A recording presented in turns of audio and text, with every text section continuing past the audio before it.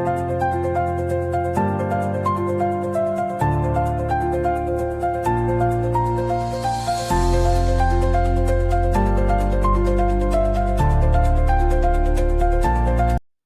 Friends, welcome to தித்திப்பு சமையல்.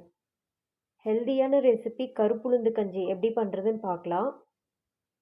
கஞ்சி பண்ணுறதுக்கு கருப்புளுந்து எடுத்துக்கிறேன்.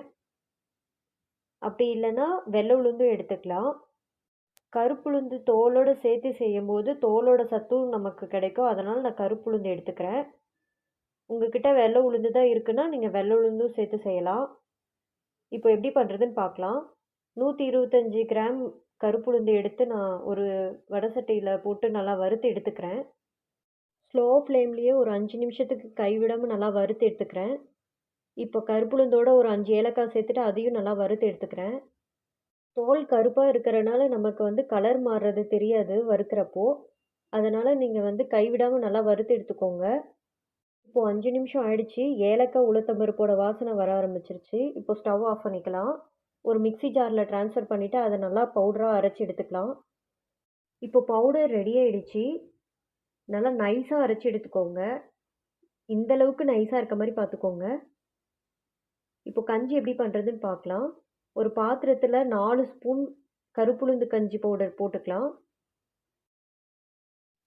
கருப்புளுந்து கஞ்சி எலும்புக்கு கர்ப்பப்பைக்கு ரொம்ப நல்லது.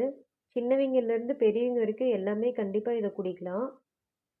இப்போ 4 ஸ்பூன் பவுடர் சேர்த்தாச்சு. கொஞ்சமாக தண்ணி சேர்த்து கட்டி இல்லாமல் நல்லா கலந்து விட்டுக்கோங்க. இப்போ நல்லா கலந்து விட்டாச்சு. இப்போ கஞ்சி எப்படி பண்ணுறதுன்னு பார்க்கலாம். கலந்து வச்சுருக்க பவுடரை ஒரு பாத்திரத்தில் சேர்த்துக்கிறேன். மீதி இருக்க பவுடரை ஏர்டைட் கண்டெய்னரில் போட்டு ஒரு 4 மாதம் ஸ்டோர் பண்ணி வச்சுக்கலாம். நமக்கு எப்போ வேணுனாலும் இன்ஸ்டண்ட்டாக கஞ்சி பண்ணி குடிச்சிக்கலாம். இப்போ ஸ்டவ் ஆன் பண்ணிக்கிறேன். ஏற்கனவே 1/2 டம்ளர் அளவுக்கு பவுடரில் தண்ணி சேர்த்துருந்தேன். இப்போ இன்னும் 2 டம்ளர் அளவுக்கு தண்ணி சேர்த்துட்டு நல்லா கலந்து விட்டுக்கோங்க. நல்லா கைவிடாமல் கலந்து விட்டுக்கோங்க. நம்ம கலந்து விட கஞ்சி கெட்டியாக ஆரம்பிக்கும்.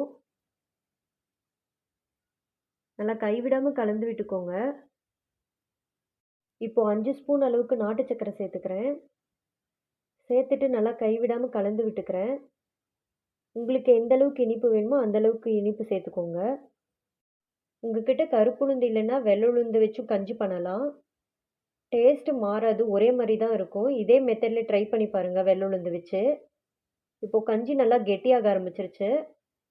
நல்லா கொதி வர ஆரம்பிச்சிருச்சு. இந்த ஸ்டேஜில் நம்ம 3 டேபிள் ஸ்பூன் துருவின தேங்காய் சேர்த்துக்கலாம். சேர்த்துட்டு கலந்து விட்டுக்கலாம். இப்போ தேங்காவை சேர்த்து ஒரு 2 நிமிஷத்துக்கு நல்லா கலந்து விட்டுக்கலாம்.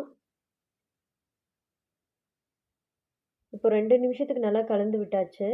இப்போ கஞ்சி நல்லா கெட்டியாயிடுச்சு. இந்த அளவுக்கு நல்லா கெட்டியாக இருக்க மாதிரி பார்த்துக்கோங்க. இப்போ நல்லா கஞ்சி கொதி கெட்டியாக ஆரம்பிச்சிருச்சு. இந்த ஸ்டேஜில் நம்ம ஸ்டவ் ஆஃப் பண்ணிக்கலாம். அவ்வளோதான், நம்ம கருப்புளுந்து கஞ்சி ரெடி ஆயிடுச்சு.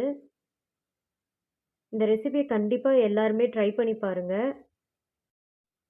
இந்த கஞ்சியோட டேஸ்ட்டும் ரொம்ப சூப்பராக இருக்கும். எல்லாத்துக்குமே ரொம்ப பிடிக்கும். இந்த ரெசிபியை ட்ரை பண்ணி பார்த்துட்டு எப்படி இருந்துச்சுன்னு கமெண்ட் பண்ணுங்கள். இந்த வீடியோ பிடிச்சிருந்தா லைக் பண்ணுங்கள், ஷேர் பண்ணுங்கள், சப்ஸ்கிரைப் பண்ணுங்கள். தேங்க்யூ.